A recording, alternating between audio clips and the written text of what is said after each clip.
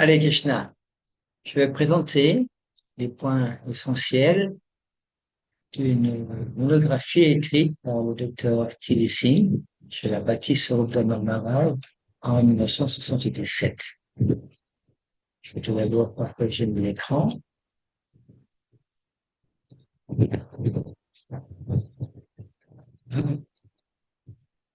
Ok, démarrer le diapo. Alors, bien sûr, qu'est-ce que c'est que la matière? Qu'est-ce que c'est que la vie? Cette présentation, je la dédie à mes différents enseignants en sciences et en spiritualité. Et principalement, je vais la bâtie sur le Maharaj, mon maître spirituel, dont le nom civil est le docteur Teddy Singh, qui a un doctorat en chimie organique, qu'il a passé en 1974 en Californie. Et bien sûr, j'ai dédié cette présentation à Srila Bhaktivedanta Swami Srila Prabhupada, qui est le maître spirituel de Srila Bhakti Sarvabhauma Maharaj et qui est également le chef fondateur de l'Institut Bhaktivedanta. Ce livre a été écrit en 1977, monographie, et on peut se poser la question, qu'est-ce que c'est que la matière et qu'est-ce que c'est que la vie, suivant la science moderne. Nous verrons ensuite qu'est-ce que c'est que la matière et qu'est-ce que c'est que la vie, suivant les textes des Védas. Alors, bien sûr, suivant la science moderne, euh, l'hypothèse de Darwin et de la science moderne, la vie est une manifestation de la matière. La vie vient de la matière, suivant la science moderne, également suivant l'hypothèse de Darwin. Et c'est pour ça que le docteur T.D. Singh, dans ce petit monographe, il explique l'importance de créer un nouveau paradigme pour comprendre ce que c'est que la vie et ce qu'est la matière.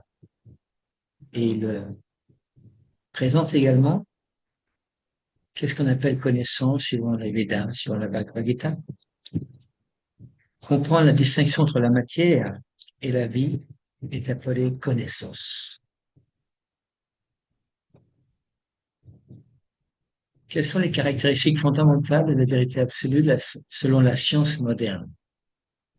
Tout simplement, dans la science moderne, le concept de cause ultime ou de vérité absolue semble vaguement intégré aux lois physiques appelées les lois de la nature.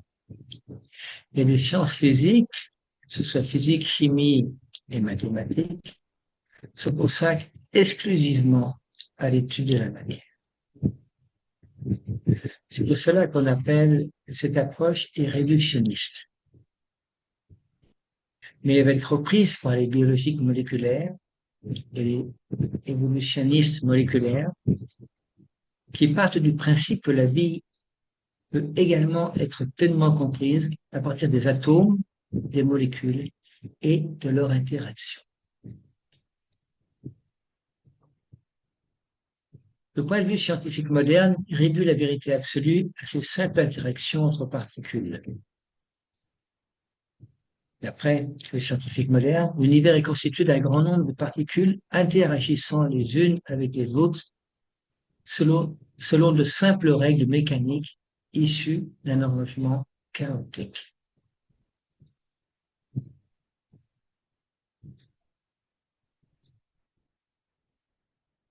Qu'est-ce que c'est que la chimie et la vie par rapport à la molécule d'ADN? Quand il y a eu l'annonce de la théorie de l'évolution de Darwin en 1859, cela a renforcé l'idée d'une origine matérielle de la vie, concept qui depuis est resté dominant en sciences et en philosophie. Avant la théorie de l'évolution de Darwin, les chimistes pensaient que tout ce qui se passait dans un système vivant ne pouvait pas être reproduit en laboratoire. Ça veut dire que l'idée dominante était qu'une énergie vitale non physique agissait dans le système vivant.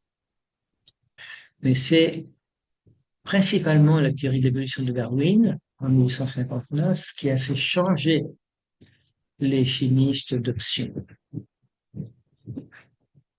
Et c'est pour ça qu'actuellement, beaucoup de scientifiques pensent que la molécule d'ADN contient l'explication ultime de la vie. On affirme souvent dans les ouvrages sur l'origine de la vie que celle-ci est vouée à évoluer à partir de substances chimiques, si l'on dispose suffisamment de temps. L'idée est que même si un événement est hautement improbable, il est inévitable de se produire si l'on attend suffisamment longtemps. Ce point est essentiel dans la science moderne. C'est-à-dire que la vie vient de la matière et il suffit d'attendre du temps pour pouvoir créer la vie. Mais cela ressemble quand même à quelque chose qui n'est pas tout scientifique. C'est plus un espoir, une hypothèse, on pourrait même dire une spéculation. Et comment le hasard et la durée du temps peuvent-ils expliquer la vie? Alors, on peut se poser la question, pourquoi dans cette évolution, beaucoup de scientifiques y adhèrent? Une des réponses que l'on peut donner, quelquefois, parfois, il y a une malhonnêteté intellectuelle. Parce que bien que l'évolution, la théorie de l'évolution est loin d'être prouvée, de nombreux scientifiques s'expriment comme s'il s'agissait d'un fait établi. Si c'est faux, par conséquent, c'est une malhonnêteté intellectuelle.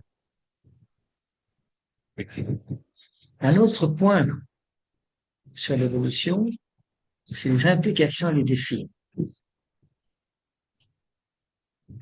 Si on accepte la théorie de l'évolution, on en vient à conclure que les molécules sont dépourvues de finalité et de sens intrinsèque. Pourtant, tous nous accordons de la valeur à la vie. Et il ne peut y avoir de valeur à la vie sans finalité. C'est pour ça que la doctrine de la nature chimique de la vie réduit la vie à un vide absolu. Étant donné que Darwin a un grand rôle dans ce changement de direction par rapport à qu'est-ce que c'est que la matière, qu'est-ce que c'est que la vie, si on étudie sa vie, on s'aperçoit qu'il a connu, selon ses propres termes, une perte curieuse et regrettable des goûts esthétiques supérieurs. Après avoir formulé sa théorie de l'évolution, justement, il a vu que sa vie changeait, qu'il perdait le goût esthétique de l'art. Pourtant, c'est lui qui a développé cette théorie de l'évolution. Et si la théorie de l'évolution est correcte, si la vie vient de la matière, alors pourquoi les êtres humains se préoccupent de bonheur ou de malheur? Pourquoi il y a des centres d'éducation? Pourquoi il y a tellement de problèmes, tels que la maladie, la drogue, l'alcoolisme, le tabac, la violence?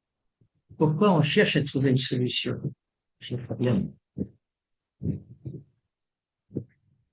Le docteur Tilly, il a demandé à Stanley Miller, un évolutionniste moléculaire américain, en Californie, supposons que l'on vous donne tous les composés chimiques cellulaires nécessaires. Pourriez-vous créer une cellule vivante? Sa réponse immédiate a été « Je ne sais pas ». Donc, si on ne sait pas, on ne peut pas affirmer que la vie vient des molécules. Et vous avez tous expérimenté. On peut apprécier, par exemple, un beau paysage ou écouter une très belle musique. Ou exprimer, bien entendu, la tristesse quand on perd un être cher.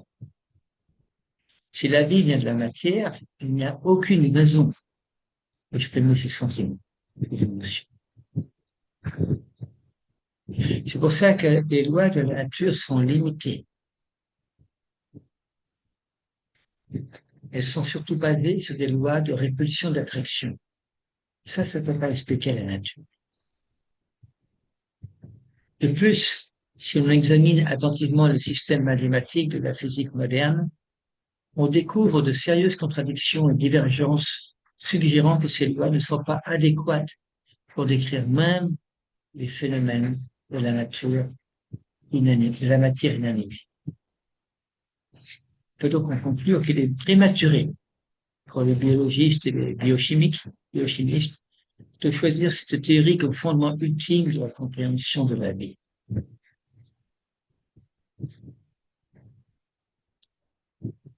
Jusqu'à présent, c'est le processus de sélection naturelle qui est le seul moyen envisagé par lequel des lois simples pourraient engendrer une organisation complexe. Or, en l'absence d'une séquence naturelle de forme intermédiaire utile conduisant à une structure, ce processus ne peut fonctionner. En d'autres mots, on appelle ça le chaînon manquant. Et le hasard, il ne peut pas combler ces lacunes, ce qui rend l'évolution, théorie d'évolution, incroyablement improbable, même sur le longue durée de temps.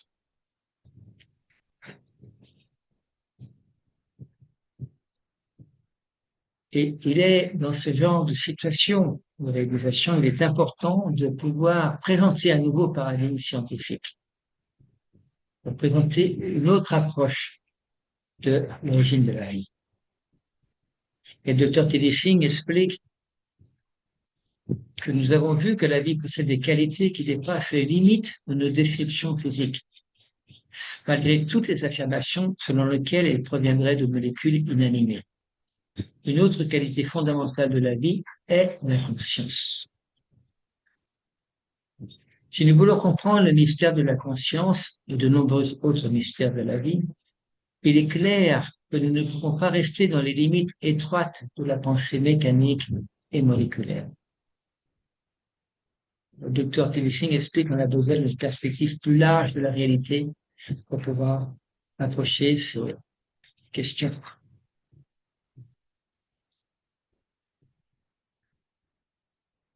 Et maintenant, le docteur Télésing va présenter ce nouveau paradigme, qui est le paradigme qu'on trouve dans les textes védiques, pour pouvoir nous donner une autre manière de comprendre l'origine de la vie. Ça vient de la vie, est-ce que ça vient de la vie, de la matière? Et nous avons qualifié ces principes fondamentaux de vérité absolue, de cause ultime de tous les phénomènes.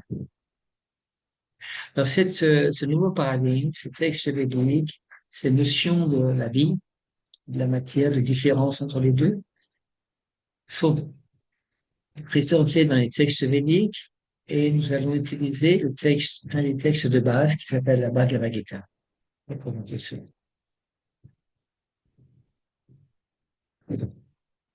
Donc, cette alternative de présentation repose sur l'idée que les lois fondamentales de la nature doivent expliquer tous les phénomènes et qu'une cause doit être au moins aussi importante que son effet en termes de contenu informationnel.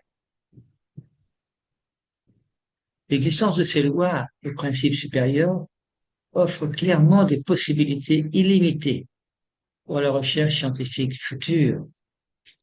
Une recherche qui devrait s'avérer bien plus fructueuse que de nombreuses invocations passées des merveilleux pouvoirs de la sélection naturelle et du hasard.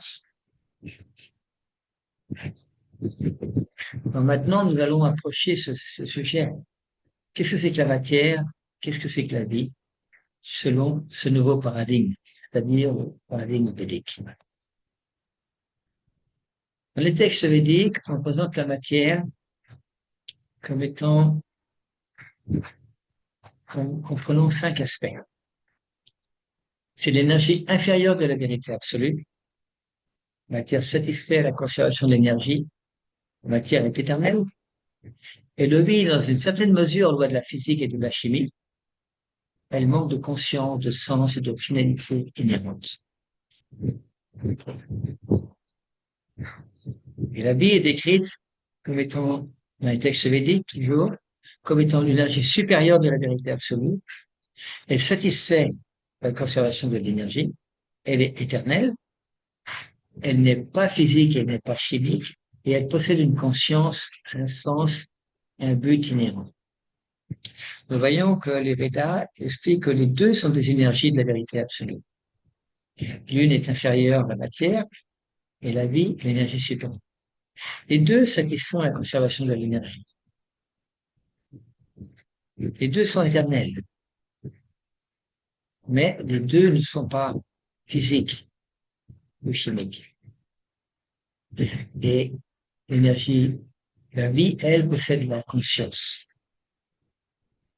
Et par conséquent, la personne qui a la vie a un but ou un sens dans sa vie, contrairement à la matière.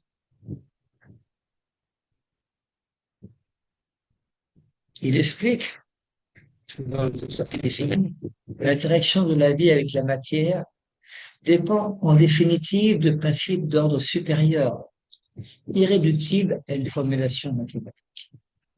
Essentiellement, l'énergie supérieure consciente interagit avec l'énergie inférieure par la conscience de la vérité absolue.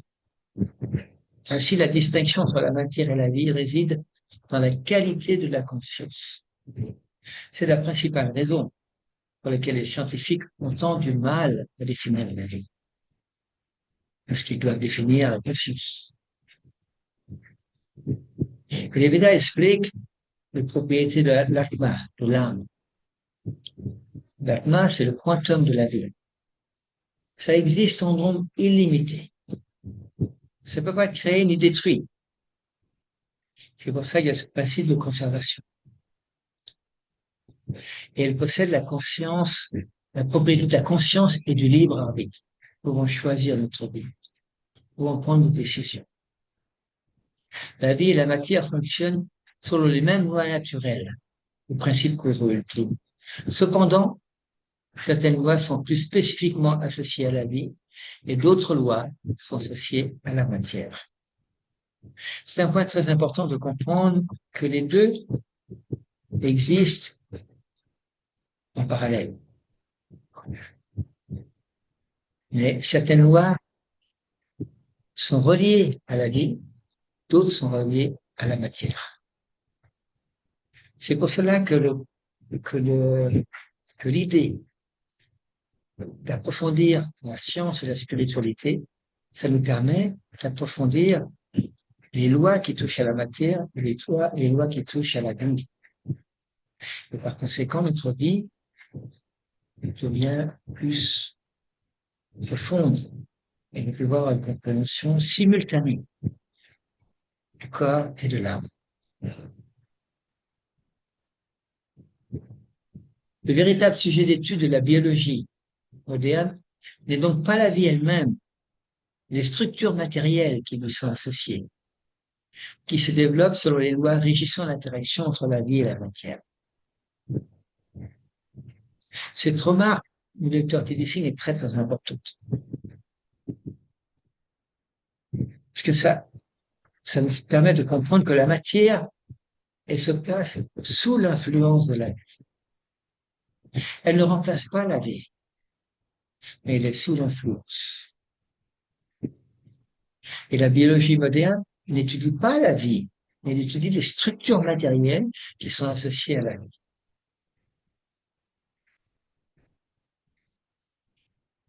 Maintenant, quelles sont les méthodes scientifiques d'étudier la matière et la vie?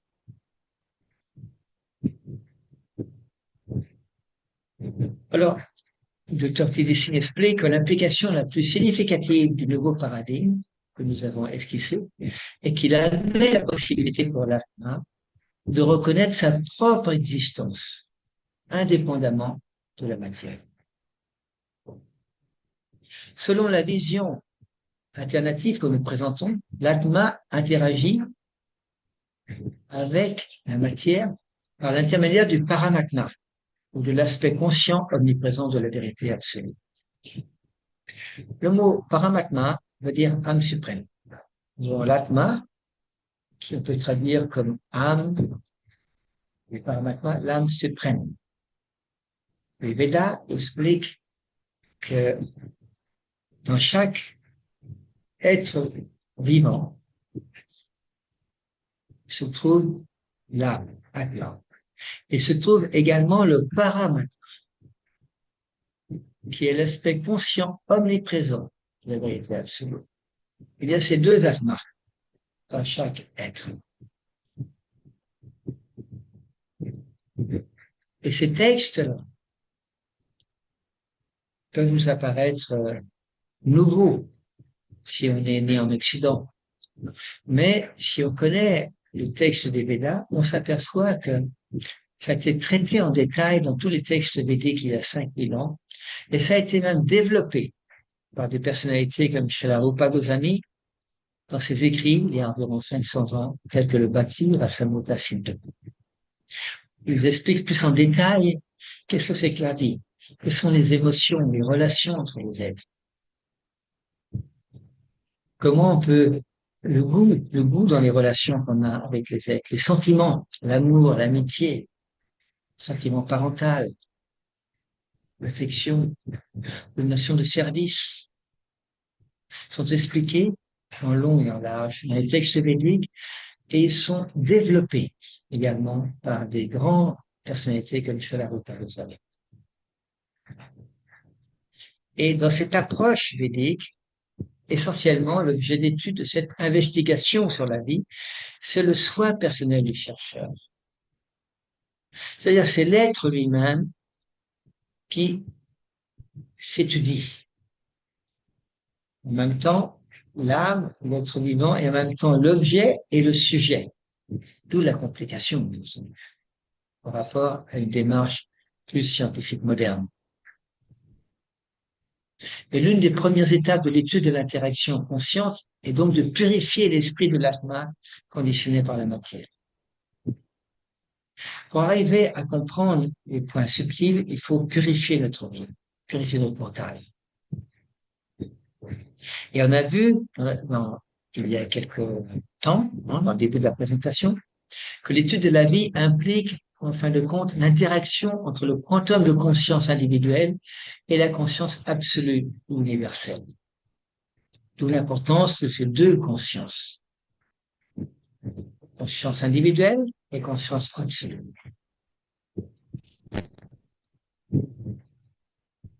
Le docteur Teddy Singh, bien entendu, je n'ai pris que quelques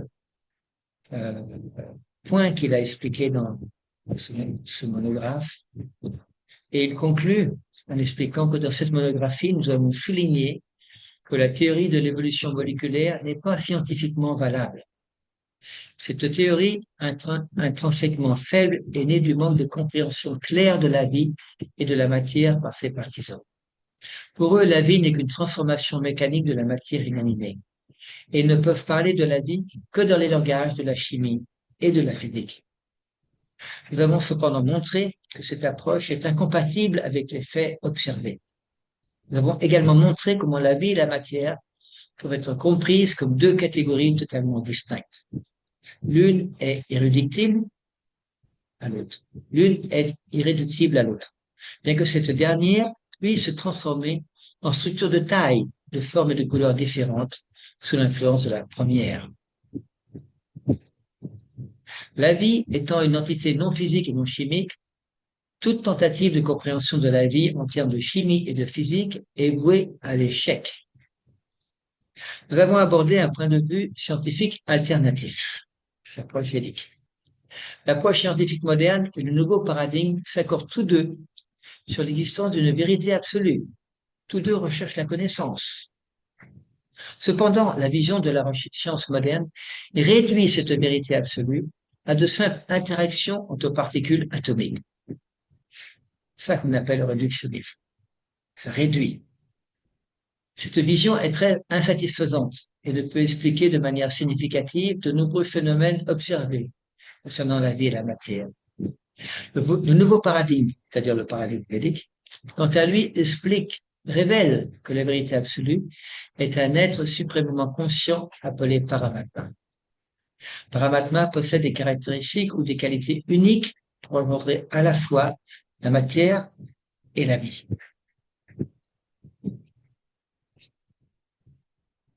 Dans ce petit monographie, le Dr. Singh touche beaucoup de points importants. Qu'est-ce que c'est que la matière? Qu'est-ce que c'est que la vie? Quelles sont les similitudes? Quelles sont les différences? Euh, Est-ce que il y a une origine à la vie? Est-ce que l'âme est seule ou est-ce qu'elle est, comment dire, contrôlée, sanctionnée par une âme suprême, Paramatma? Tous ces points sont décrits dans son petit essai. J'ai juste pris, bien entendu, que des points qui m'ont paru essentiels, intéressants, pour nous donner envie de pouvoir approfondir ces sujets. Et les personnes intéressées peuvent bien entendu contacter l'Institut Bhaktivedanta et se procurer d'autres livres du Dr. Teddy Singh. J'ai mis mon contact personnel de l'Archidas, mon mail, et la chaîne YouTube Sciences et Spiritualité que j'anime pour approfondir ces sujets qui sont très importants et en même temps qui peuvent vous aider à vraiment mieux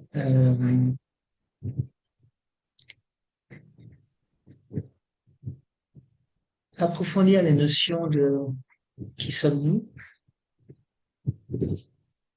et comment satisfaire les besoins de l'être. Tout le monde veut être éternel, Seigneur mourir, tout le monde veut chercher la connaissance, la conscience, tout le monde veut être heureux. Moi, ce paradigme védique pour nous donner des éléments importants pour arriver à ces points-là. Merci de votre écoute. Avec